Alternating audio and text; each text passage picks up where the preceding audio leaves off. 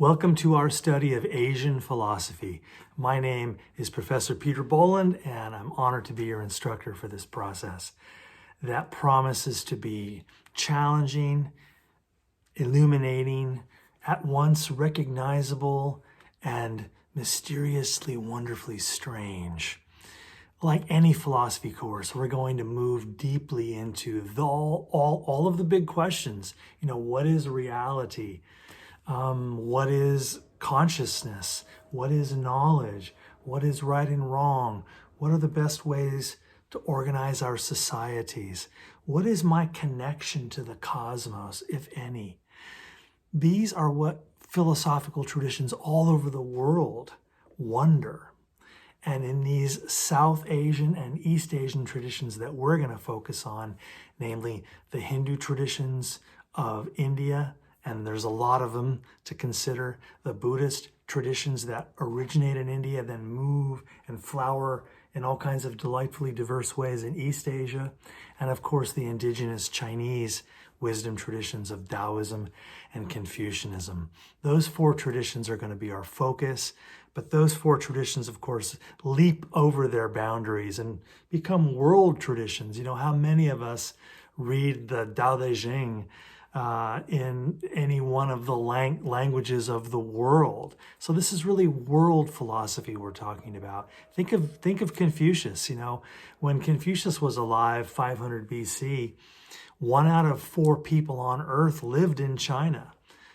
Today it's 1 out of 5. So when we talk about Chinese philosophy in particular, we're talking about really, really important wisdom traditions that are global in their impact and in their import. So that's just a quick sketch of some of the things that we're going to be taking up this semester. Let me share with you the 3 books that we're going to use to inform this course. This is our principal core text. It's called Awakening, an Introduction to the History of Eastern Thought by Patrick Bresnan. 6th edition, please, if you can. If you get the 5th edition or the 4th edition, you'll limp along through the study guides that I'll be providing, but the 6th edition locks right into the study guides. We're going to read most of this book. It's going to really take us deeply into so many of the wonderful questions and insights of these traditions. So this is the essential core text for this class. 2 other books I'd like you to get also. We have to dive into some primary source, and there's nothing better than the Bhagavad Gita.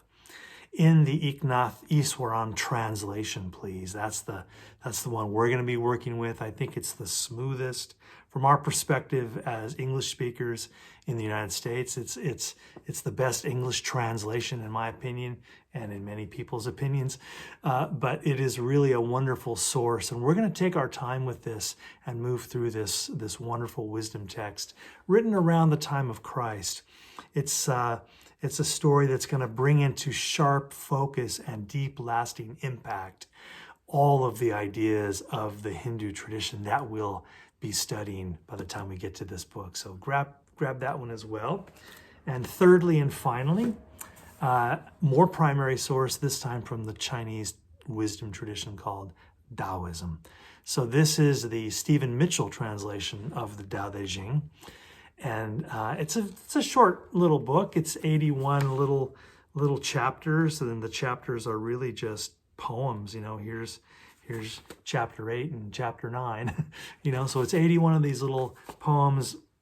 Legend has it written by a guy called Lao Tzu in 600 BC in China, and it becomes the central pillar of the Taoist tradition. We'll enjoy our encounter with this text as well. So those are the 3 books I'd like you to get. And here we are at the beginning of the course. Jump into this first module. For those of you at Southwestern College in this class with me, I know some of you are watching this video on YouTube and aren't students at Southwestern College. Just ignore this part. Let me talk to my Southwestern College folks. Get into this first week's module, move through that introductory stuff. We have already a graded discussion due on Thursday of this week. So jump in with both feet, get your Canvas skills wherever they need to be. Reach out to me with any questions that you may have. You know how to do that. So we'll just throw this out there as just a quick intro video. Just wanted to put a human touch, at least sort of a human touch. At least you can see my face and hear my voice. I know we're not talking to each other yet. We'll get there. So a lot more to come, and welcome so much to this exciting, for me, very exciting process of inquiry and of self-examination. You know, all real philosophy begins with self-examination. Look, we're not here just to study what ancient philosophers wrote thousands of years ago. Sure, we're going to ground into their work, but the reason we do that is because they have something to offer you and I right here, right now, in the midst of our challenges, in the midst of our suffering, in the midst of our gratitude. There is wisdom in these traditions that I promise you will help you and I craft better lives for ourselves. That's my passion about philosophy, is how can I use this stuff to enrich and deepen into the beauty of my own life, of our life together as a society. That's something worth working on, in my opinion. And I'm so glad you're here to work on that with me. So, see you on the other side.